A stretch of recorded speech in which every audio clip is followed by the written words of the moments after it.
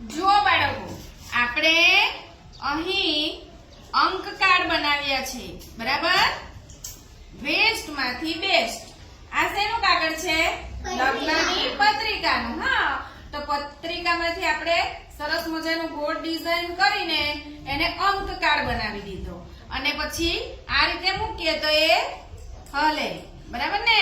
એટલે નાચતા કૂદતા અંકો, બરાબર?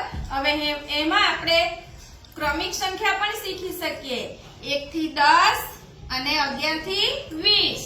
એ જ પ્રમાણે આપણે વચ્ચેની, પહેલાની અને પછીની સંખ્યા પણ શીખી શકીએ.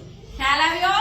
એ જ રીતે જુઓ, 5 તો 5 ની પહેલાની સંખ્યા કેટલી છે? 4.